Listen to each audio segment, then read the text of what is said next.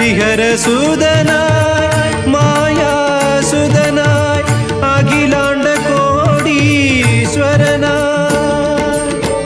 അമരും ഭഗവാൻ അയ്യപ്പൻ താൻ അമരും ഭഗവാൻ അയ്യപ്പൻ താൻ അരചൻ കണ്ടൊരു പൈതൽ